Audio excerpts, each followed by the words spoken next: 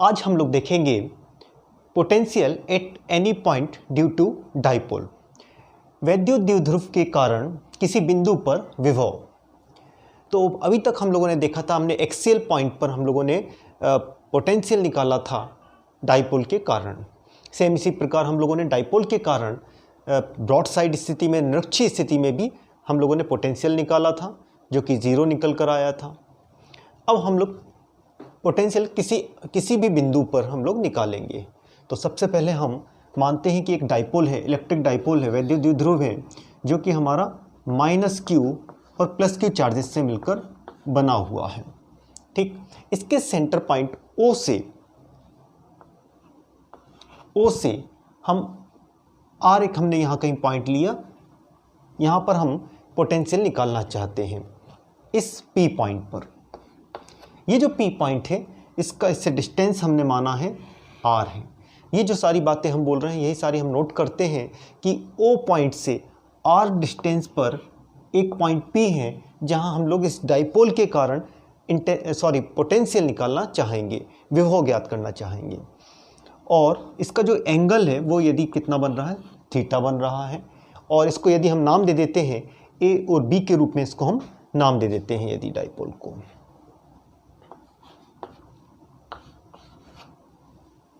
तो इस तरह से हमने इसको नाम दे दिया A और B के रूप में।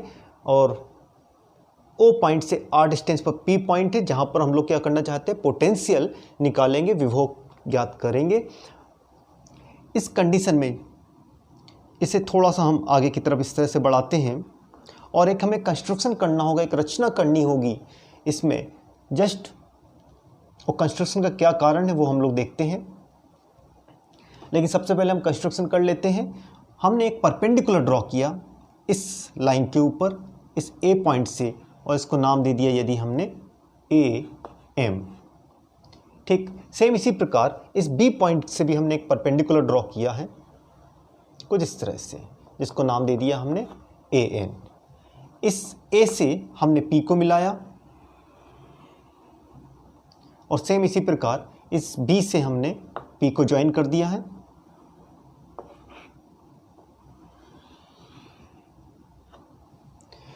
तो हम देखते हैं ट्रेंगल APO, जो ये APO ट्रेंगल जो बन रहा है, इसका हाइट AM हो सकता है। सेम इसी प्रकार जो ये ट्रेंगल है हमारा BOP, इसका हाइट हमारा BN हो सकता है। किस तरह से हमने कंस्ट्रक्शन, एक रचना की है। इसका क्या उद्देश्य है, इसके पीछे भी कुछ कारण है, क्योंकि हम लोग निकालना क्या चाहते हैं, हम बात करना चाहते हैं कि ये जो डाइपोल है, इसके कारण P पॉइंट पर हमारा पोटेंशियल क्या होगा। और हम लोगों को मालूम है पोटेंशियल निकालने के लिए सबसे पहले हम क्या करेंगे, Q जो चार्ज Q है, +Q चार्ज है, इसके कारण P पॉइंट पर पोटेंशियल निकालेंगे। तो वो हमारा क्या आएगा, उसको यदि हम मानते हैं कि +Q चार्ज के कारण जो P पॉइंट पर पोटेंशियल है, यदि हम कुछ उसको इस तरह से मान लेते हैं कि जो पोटेंशियल है वो कितना है, V1 है, तो हमारा पोटेंशियल क्या हो जाएगा, 1/4πε0 Q, क्योंकि इस Q के कारण निकाल रहे हैं, +Q चार्ज के कारण निकाल रहे हैं। ठीक, Q/AP। हम लोगों को पोटेंशियल का फार्मूला मालूम है, तो उसके आधार पर हमारा +Q चार्ज के कारण P पॉइंट पर पोटेंशियल क्या होगा, 1/4πε0 Q/AP के रूप में होगा। सेम इसी प्रकार हम इस B के कारण, B पर जो ये हमारा -Q चार्ज है, इसके कारण हम पोटेंशियल की बात करते हैं, और इसको हम लोग रिप्रेजेंट कर देते हैं कुछ इस तरह से। देखिए, ये वाला हमारा किस कारण था, +Q चार्ज के कारण था, तो हम इसको इस तरह से मार्क कर देते हैं यहाँ पर कि ये +Q चार्ज के कारण, +Q के कारण V1 पोटेंशियल है, कहाँ पर, P पॉइंट पर। सेम इसी प्रकार से हम बात कर रहे हैं -Q के कारण P पॉइंट पे जो पोटेंशियल है, तो उसको हमने इस तरह से रिप्रेजेंट कर दिया यहाँ पर, -Q के कारण जो P पॉइंट पे पोटेंशियल है, उसको हम कंसीडर कर रहे हैं V2 के रूप में, V2 के रूप में। तो ये सारी बातों को थोड़ा आप ध्यान रखिएगा। 4πε0 -Q अपान क्या आएगा हमारा, BP।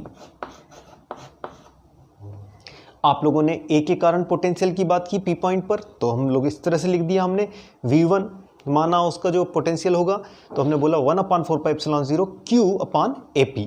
सेम इसी कारण -Q के कारण P पॉइंट पे जो पोटेंशियल है, उसको हमने रिप्रेजेंट किया है V2 से, और वो कितना लिया हमने 1/4πε0 माइनस Q/BP। हम लोगों को मालूम है ये डिस्टेंस होता है, ठीक, पोटेंशियल में डिस्टेंस लिया जाता है, तो ये हमने AP और यहाँ पे ले लिया BP। हम लोग देखेंगे कि ये जो पोटेंशियल है इसमें AP और BP आ रहा है, जो कि हमें तो पता ही नहीं है AP कितना है BP कितना है। हम लोगों ने जो माना है इसमें, तो हमें ये मालूम है कि सेंटर पॉइंट O से इसका डिस्टेंस कितना है, R है, और ये एंगल कितना बना रहा है, थीटा एंगल बना रहा है। ये जो P पॉइंट है हमारा R डिस्टेंस पर है उस डाइपोल से, उसके सेंटर पॉइंट O से R डिस्टेंस पर है, और ये कितना एंगल बना रहा है, थीटा एंगल बना रहा है। तो हमें क्या करना होगा, इस AP की जगह हमें R और ये थीटा लेकर आना होगा। हमारा प्रयास क्या है, इस AP की जगह या इस BP की जगह R को लेकर आएँ, और हम लोग किसको लेकर आए, थीटा को लेकर आते हैं। तो हम लोगों ने ये जो कंस्ट्रक्शन किया है ये हमें वो चीज़ उसमें मदद करेगा कि इस AP की जगह हम कैसे R लाएंगे, किस तरह से हम इस BP की जगह R या थीटा को हम लेकर आएंगे। तो ये कंस्ट्रक्शन हमें अब मदद करने वाला है। तो किस प्रकार से मदद करेगा वो चीज़ हम अब देखते हैं। तो देखिएगा, सबसे पहले हम ये मानते हैं कि अगर इसको हम इस तरह से कंसिडर करें कि ये जो PM है, ये PM है जो जस्ट ये इसके इक्वल हो, PM यदि लगभग इसके बराबर हम मान लेते हैं, PM इक्वल है हमारा किसके, AP के। सेम इसी प्रकार जो ये हमारा BP है इसको हम इस तरह से कंसिडर कर लेते हैं कि ये जो BP है लाइन हमारा BP, ये किसके इक्वल है, हमारा NP के इक्वल है, ठीक। और ये दो ट्रेंगल्स जो दिख रहे हैं हमको, AMO, और यहाँ जो ये ट्रेंगल दिख रहा है हमारा BNO, एक बार हम इनके बारे में बात करते हैं। तो देखिएगा, अगर ये एंगल थीटा है तो ये एंगल भी हमारा थीटा होगा, बिल्कुल अपोजिट वर्टिकली एंगल्स होंगे ये हमारे, ये थीटा है तो ये भी थीटा होगा, अपोजिट वर्टिकली एंगल्स होते हैं क्योंकि ये लाइन हमने इसी को तो आगे बढ़ाया है, ठीक। एक बार यदि हम इस ट्रेंगल को लेते हैं, ट्रेंगल कौन सा, AMO को लेते हैं, ट्रेंगल हमने लिया AMO को लिया। ट्रेंगल AMO से हमें क्या बात पता चलती है, हमें ये पता चलेगा, देखिएगा ट्रेंगल AMO में ये वाला एंगल हमारा कितना है, 90 डिग्री, क्योंकि परपेंडिकुलर ड्रॉ किया था आपने, OP पर AM आपका परपेंडिकुलर था, तो उस स्थिति में ये वाला एंगल कितना, 90 डिग्री है। 90 डिग्री के ठीक सामने वाला क्या होता है, हाइपोटेनियस, और इसका वैल्यू आप लोगों को पता है क्योंकि ये पूरा 2A है, तो ये वाला हिस्सा हमारा कितना होगा, A होगा। सेम इसी प्रकार ये वाला हिस्सा कितना होगा, OB A होगा, यहाँ पर OA भी क्या होगा, A होगा, ठीक। तो ये वाला हिस्सा आपको OA का वैल्यू पता है A, और हमारा उद्देश्य है कि हम इस लाइन को OM है ना, एक इसको हम लें, हमें ऐसे एंगल का चुनाव करना है, ऐसे ट्रिग्नोमेट्री रेशियो के रूप में हमें देखना है इसको कि एक तो ये वाला साइड आ जाए जिसके वैल्यू हमें पता है, दूसरा ये साइड हमारा आ जाए। तो इसके लिए शायद हमारा फार्मूला इसका कॉस थीटा का हम लोग लगा सकते हैं, क्योंकि देखिएगा ये हाइपोटेनियस हो जाएगा और ये हमारा बेस हो जाएगा। इस ट्रायंगल की बात करें AMO में, तो ये हमारा हाइपोटेनियस है 90 डिग्री के ठीक सामने वाला, और ये बेस हो जाएगा। तो कॉस थीटा का जो फार्मूला है वो बताता है cos theta is equal to क्या आएगा, बेस अपान हाइपोटेनियस। तो बेस क्या है हमारा, OM अपान हाइपोटेनियस क्या हो जाएगा हमारा, OA, ठीक। तो ट्रायंगल AMO में आपने लिया, ट्रायंगल AMO में क्या लिया आपने, cos theta is equal to OM upon OA लिया, ठीक। सेम इसी प्रकार इसको हम यदि क्रॉस मल्टीप्लिकेशन कर दें तो हमारा OM का वैल्यू क्या आएगा, तो देखिएगा इसको लिख देते हैं हम इस प्रकार, OM is equal to OA। OA का वैल्यू कितना, A है, तो इसकी जगह हम A लिख दें, तो हमने लिख दिया A कॉस थीटा। इसको लेने का क्या फ़ायदा हुआ वो हम लोग अभी देखेंगे जस्ट, ठीक। बाकी का हम यहाँ करते हैं, इस तरफ कर देते हैं।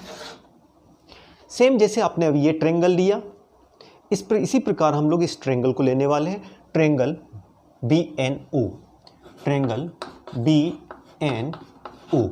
अगर आप इस ट्रायंगल BNO को देखोगे तो फिर यही देखिएगा 90 डिग्री है, 90 डिग्री के ठीक सामने वाला हाइपोटेनियस, और इस बार हम ये वाला साइड लेना है, हाइपोटेनियस लेना है और ये बेस हो जाएगा। ठीक, तो फिर हमें कॉस थीटा का फार्मूला को यूज़ करेंगे। तो cos theta is equal to क्या होता है हमारा, बेस अपॉन हाइपोटेनियस। तो बेस कितना है, ओ एन के रूप में, और हाइपोटेनियस क्या है, ओ बी के रूप में, ओ बी। तो ये ध्यान रखिएगा, इसके ठीक सामने वाला 90 डिग्री के ठीक सामने वाला हाइपोटेनियस होता है, ओ एन ये बेस हो जाएगा हमारा। ठीक, क्योंकि एंगल के ठीक सामने वाला परपेंडिकुलर होता है। तो इस तरह से आपने cos theta is equal to O N upon O B, यानी क्या लिख सकते हो आप इसकी जगह, कॉस थीटा। ठीक, इसको इस तरह से लिख देते हैं हम, ओ एन, इस ओ बी का वैल्यू कितना होगा, ए, इसकी जगह ए रखते हैं और क्रॉस कर देंगे इसको मल्टीप्लिकेशन, तो आ जाएगा हमारा ए कॉस थीटा के रूप में। इस तरह से आपने ओ एन का भी वैल्यू निकाला। थोड़ी कुछ देर पहले आपने ओ एम का वैल्यू निकाला था ए कॉस थीटा, ओ एन का वैल्यू निकाला ए कॉस थीटा के रूप में। अब कुछ देर पहले जो हम एक बात और बोल रहे थे आपसे कि इस बार हम ऐसा कुछ कंसीडर करने वाले हैं कि ये ए पी किसके इक्वल है, पी एम के इक्वल है। यदि हम ऐसा कंसीडर करेंगे तो क्या होगा, देखिएगा, ए पी हमारा, ए पी इक्वल है किसके, पी एम के। हमने इस तरह से इसको कंसीडर किया, ए पी हमारा इसके यदि इक्वल है। ठीक, तो यदि ये इसके इक्वल मान रहे हैं हम इसको, ठीक, यदि ऐसा माना जाए तो उस कंडीशन में क्या हम इसको ऐसा लिख सकते हैं, इसको ब्रेक करके लिखते हैं, इस तरह से लिख दें क्या, P O minus O M. इस पी एम को हम इस तरह से लिख सकते हैं ना, देखिएगा, इस पी एम को कैसा लिख देते हैं हम, पी एम को P O minus O M. इस पूरे में से इस माँ को माइनस कर देंगे तो ये निकल आएगा। तो इसको लिख देते हैं हम किस तरह से, P O minus O M. तो ये कर दिया हमने, A P is equal to P M, और इसी को लिख दिया हमने P O minus O M. इस पूरे में से इतने हिस्से को माइनस कर दिया तो ये निकल आएगा। ठीक, तो इसको अब हम क्या लिख सकते हैं, देखिएगा, ए पी का वैल्यू क्या आ सकता है, ए पी को आपने माना था पी एम। ठीक, तो पी ओ हमने इसको लिख दिया P O minus O M के रूप में, इस पी एम को। अब आप देखिएगा, ओ पी ओ की वैल्यू आपको पता है, पी ओ इसका वैल्यू क्या है, आर, तो इसकी जगह हमने आर लिख सकते हैं। ध्यान दीजिएगा आप, ये पी ओ है, ये डिस्टेंस आपको मालूम था, आर हमने माना था, तो इसकी जगह हमने क्या लिख दिया, आर।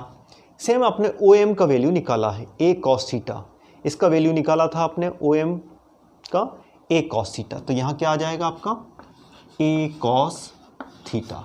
तो जो हमारा उद्देश्य था कि ए पी की जगह हम लोग क्या लिखना चाह रहे थे, वो आर आ जाए, उस थीटा का इन्वॉल्वमेंट हो जाए, तो हम लोगों ने इस तरह से ए पी की वैल्यू क्या रख सकते हैं, आर माइनस ए कॉस थीटा। सेम इसी प्रकार से हम लोग क्या करेंगे, इस बी पी को कंसिडर करेंगे कि ये जो बी पी है ये किसके इक्वल हो रहा है, पी एन के इक्वल हो रहा है।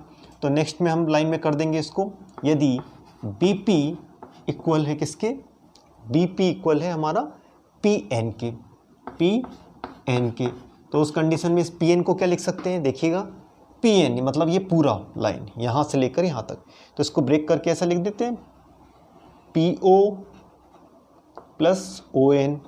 ठीक, तो ये P O plus O N ऐसा लिख दिया हमने, P O plus O N. तो ध्यान दीजिएगा आप, P O plus O N के रूप में लिख दिया। तो बी पी का वैल्यू क्या आने वाला है इस बार, पी ओ, ये तो हमारा आर है, तो इसकी जगह आपने आर मेंशन कर दिया। ओ एन का वैल्यू आपने ये निकाला था, ए कॉस थीटा, तो आ गया आपका ए कॉस थीटा। तो इस तरह से आपका ए पी का और बी पी का जो वैल्यू आया है वो हम पुट करेंगे इस ए पी की जगह, और जो बी पी का वैल्यू आया है वो उसकी जगह पुट करेंगे। ठीक, तो हम इस काम को करते हैं। तो देखिएगा, V1 हमारा क्या हो जाएगा इस तरह से, V1 का वैल्यू हो जाएगा 1/4 पाई एप्सिलॉन 0। इस ए पी की जगह आपको ये वैल्यू पुट करना है, तो Q अपान आर माइनस ए कॉस थीटा। ठीक, सेम इसी प्रकार आप लोग क्या करने वाले हो, V2 का वैल्यू भी रखने वाले हो, तो यहाँ V2 का वैल्यू यदि हम रख देते हैं तो देखिएगा क्या आएगा, V2 1/4πε0 माइनस क्यू साइन है ना इस बार, माइनस क्यू अपान BP का वैल्यू क्या निकाला आप लोगों ने, R plus a cos theta, R plus a cos theta. और बाकी का हम यहाँ सॉल्व करते हैं इसको। तो देखिएगा अब हम लोगों ने V1 इस प्लस क्यू के कारण पोटेंशियल यहाँ निकाला, तो ये आ गया जिसमें आपने AP को वहाँ से उसका वैल्यू रख दिया। सेम इसी प्रकार इस माइनस क्यू के कारण P पॉइंट पे पोटेंशियल भी निकाला, और जो ये BP आ रहा था इसकी जगह हमने इसको इससे रिप्लेस कर दिया, ठीक, R plus a cos theta से। अब हमें नेट पोटेंशियल निकालेंगे A के कारण, और इस B पर जो ये हमारे चार्ज मौजूद है प्लस Q और माइनस Q के कारण P पॉइंट पे नेट पोटेंशियल निकालेंगे, तो हमारा वो आएगा V is equal to V1 plus V2 के रूप में। ये हम रिजल्टेंट निकाल रहे हैं, तो V1 का वैल्यू क्या है उस वैल्यू को रखेंगे, ठीक। तो क्या आएगा, V is equal to 1/4πε0 Q R minus A cos theta, बीच में प्लस का साइन मार्क कर दिया, ये प्लस का साइन, ठीक। और ये जो V2 का वैल्यू है उसको भी हम रख देते हैं प्लस करके, तो आ जाएगा हमारा क्या, 1/4πε0 Q R plus a cos theta के रूप में। इनको ऐसा ब्रैकेट में लिख दिया। ये ध्यान रखिएगा, ये V1 का वैल्यू हमने यहाँ रखा प्लस करके, इसके साथ कंटिन्यू चल रहा है ये, ठीक।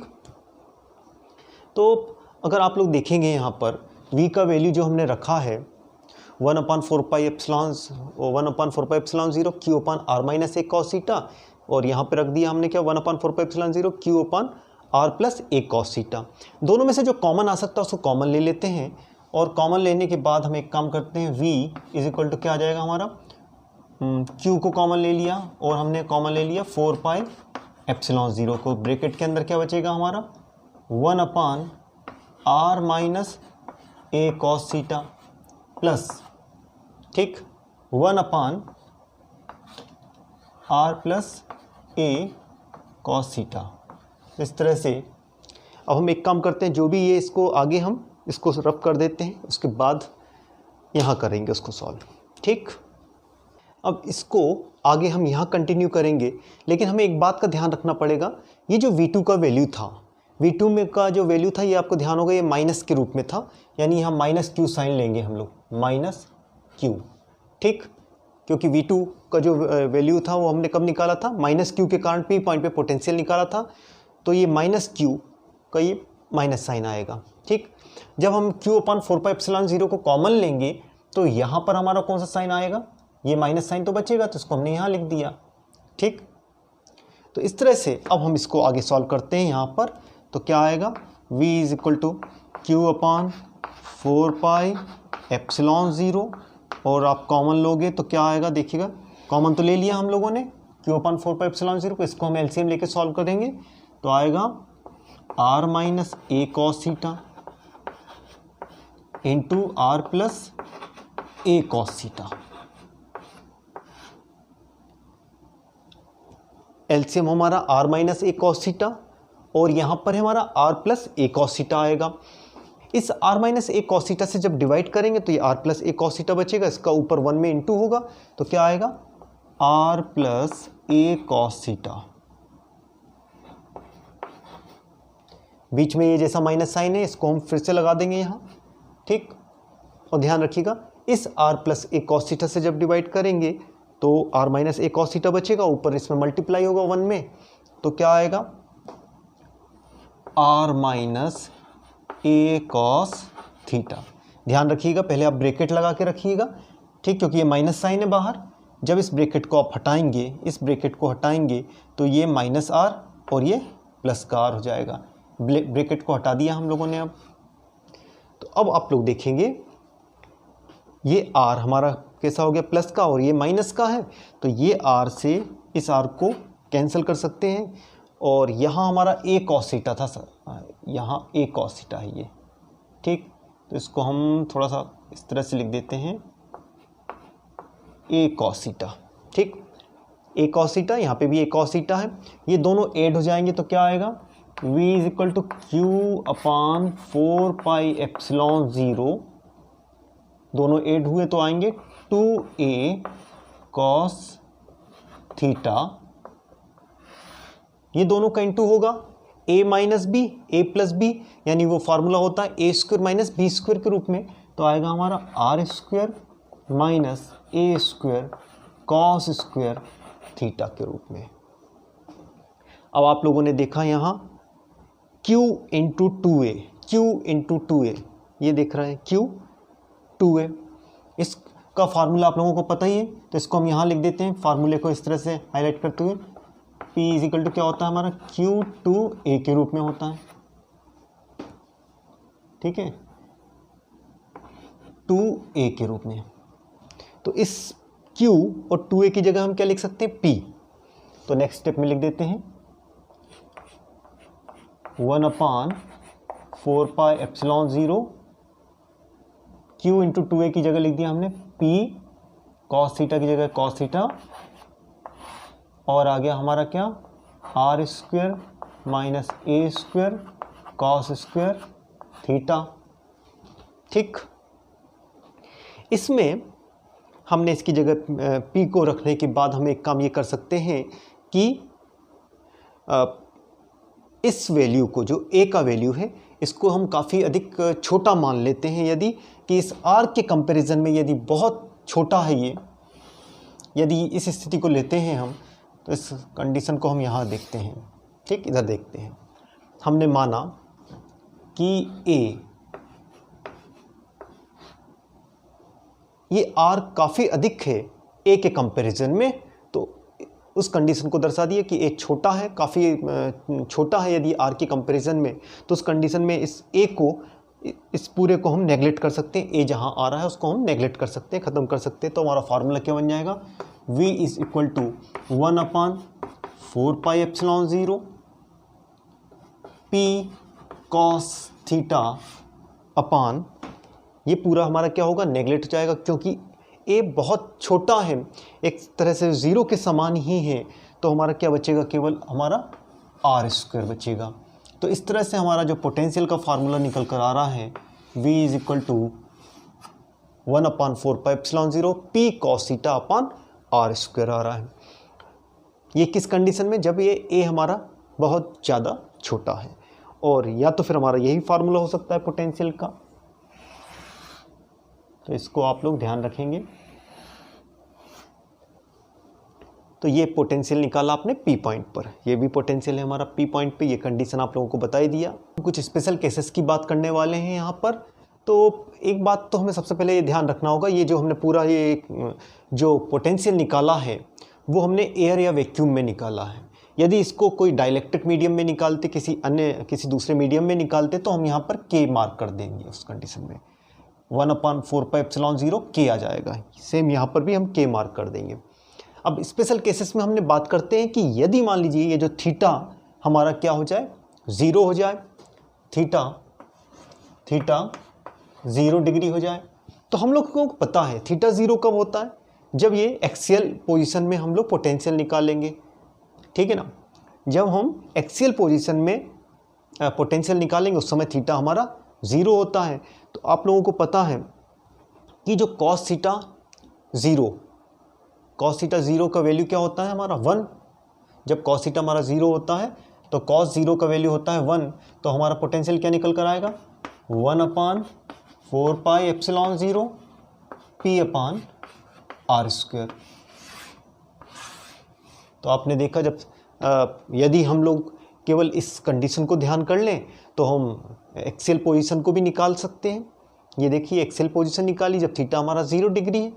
अब दूसरी भी बात कर लेते हैं, जब हमने देखा था ये पहली कंडीशन हो गया, हमने दूसरी कंडीशन में ले लिया थीटा यदि हमारा क्या है 90 डिग्री है। थीटा जब 90 डिग्री होता है तो हम लोगों को मालूम है कॉस, यहाँ थीटा की जगह 90 मार्क करेंगे तो कॉस 90 डिग्री का वैल्यू क्या होता है, कॉस 90 का वैल्यू क्या होता है, तो कॉस 90 का वैल्यू होगा 0। तो जब थीटा हमारा किसके बराबर जाएगा, cos 90 का वैल्यू होता है हमारा क्या, 0।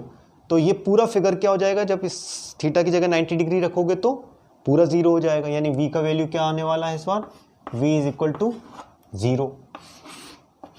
तो यही तो हम लोगों ने निकाला था ब्रॉड साइड कंडीशन में, पोटेंशियल क्या निकल कर आया था, 0 आया था, और एक्सियल पोजीशन में 1/4πε0 p/r² के रूप में आया था।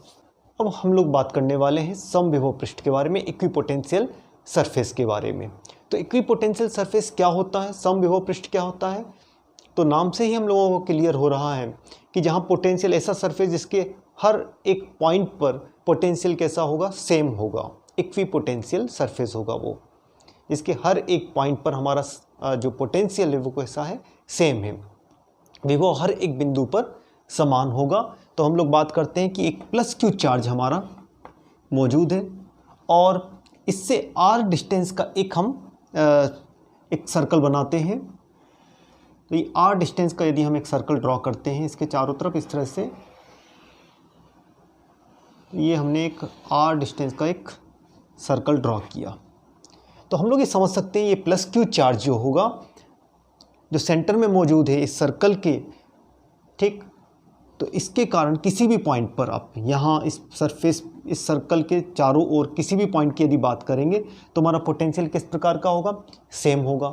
जैसे हमने ये r रेडियस का सर्कल बनाया, सेम ऐसी r1 r2 r3 कोई सा भी एक रेडियस का हम सर्कल बनाएंगे तो क्या होगा, उस सर्कल के सभी पॉइंट पर हमारा पोटेंशियल सेम होगा, क्योंकि जो पोटेंशियल के बारे में हम लोग बोलते थे वो क्या था कि जब किसी चार्ज को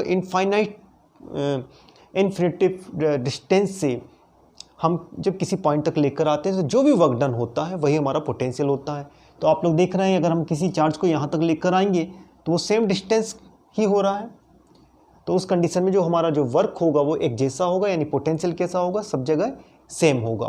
तो ये हमारा जो हमने r रेडियस का जो सर्कल बनाया है वो हमारा क्या कहलाएगा, इक्विपोटेंशियल सरफेस कहलाएगा, समविभव पृष्ठ कहलाता है। इस समविभव पृष्ठ की कुछ प्रॉपर्टीज़ हैं, कुछ विशेषताएं होती हैं, हम उनको ध्यान रखते हैं। जैसा हमने बोला पहली विशेषता तो इसकी यही हो जाएगी कि हर एक पॉइंट पर हमारा पोटेंशियल कैसा होता है, सेम होता है। दूसरी जो बात हमने की इसमें, दूसरी जो हम बात करेंगे कि इक्विपोटेंशियल सरफेस होने के कारण इसमें यूनिट चार्ज को एक पॉइंट से दूसरे पॉइंट पे चलाने में कोई वर्क डन नहीं होगा, है ना। इस चीज़ को हम लोग ध्यान रखेंगे कि अगर इक्विपोटेंशियल सरफेस है हमारा तो उस स्थिति में समविभव पृष्ठ है तो एक यूनिट चार्ज को एक पॉइंट से दूसरे पॉइंट पे ले जाने में हमें कोई वर्क नहीं करना होगा। तो ये हमारा दूसरा पॉइंट होता है। तीसरी इसमें बात करेंगे, जो इक्विपोटेंशियल सरफेस होता है उसके सरफेस से नॉर्मल हमें जो लाइंस प्राप्त होती हैं वो नॉर्मल की ओर प्राप्त होती हैं, अविलंबवत प्राप्त होती हैं। इक्विपोटेंशियल सरफेस के अविलंबवत हमें लाइंस प्राप्त होती हैं, ठीक। तो एक पॉइंट ये होता है। एक पॉइंट हम इसमें ये बोलते हैं, इक्विपोटेंशियल सरफेसेस होते हैं जो आपस में एक दूसरे को कभी इंटरसेक्ट नहीं करते हैं, ठीक। एक पॉइंट हमारा ये होता है। इनकी जो विशेषताएं हम उनके बारे में, इनकी जो प्रॉपर्टीज़ हम उनके बारे में यहाँ बात कर रहे हैं। एक और हम इसमें बोलेंगे कि किसी भी प्रकार का कोई कंडक्टर होता है उसका जो सरफेस होता है वो हमेशा कैसा होता है, हमारा इक्विपोटेंशियल सरफेस ही होगा, वो हमारा समविभव पृष्ठ ही कहलाएगा, ठीक। तो इनकी प्रॉपर्टीज़ है हमारी समविभव पृष्ठ की, वो हम लोगों को याद रखना होगी। अब हम लोग देखने वाले हैं relationship between electric field and potential difference, विद्युत क्षेत्र और विभवांतर के बीच में रिलेशन, संबंध देखने वाले हैं।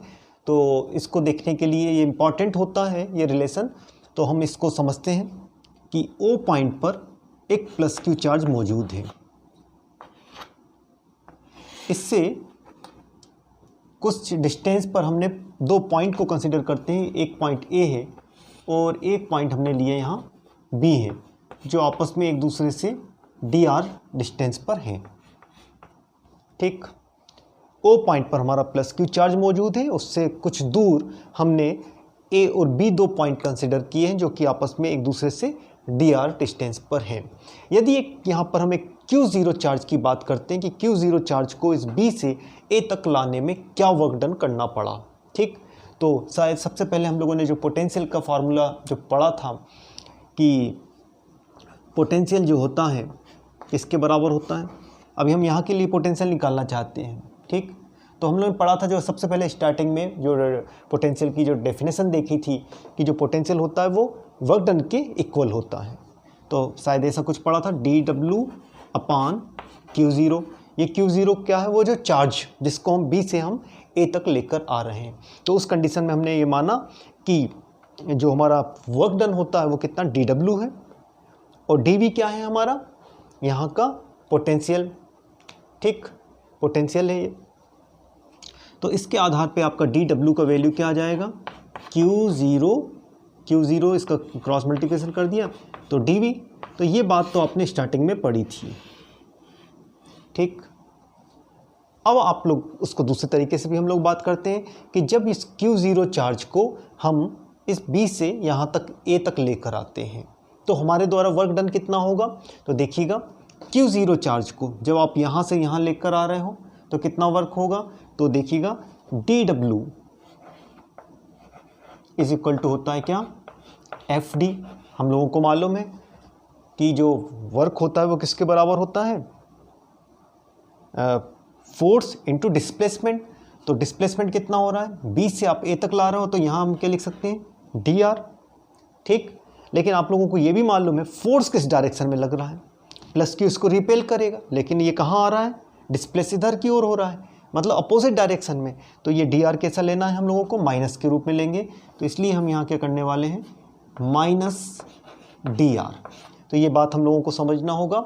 यूनिट चार्ज को आप ला कैसे रहे हो, B से A की ओर, फोर्स की अपोजिट डायरेक्शन में ला रहे हैं, फोर्स इस डायरेक्शन में काम कर रहा है और चार्ज को आप इस तरफ ला रहे हो। तो इसलिए आपने ये कह लिया, इसको माइनस dr ले लिया। अब हम लोगों को एक बात और पता है कि जो ये भी हमने स्टार्टिंग में पढ़ा था कि जो F होता है वो किसके इक्वल होता था, शायद ऐसा कुछ फार्मूला था, E is equal to F/Q0, और इसको क्रॉस कर देते थे तो हमारा फार्मूला आता था F is equal to Q0 QE। F हमारा किसके, Q0E के इक्वल होता था। तो इस F की जगह हम लोग इस वैल्यू को पुट कर सकते हैं। तो क्या आएगा, देखिएगा dW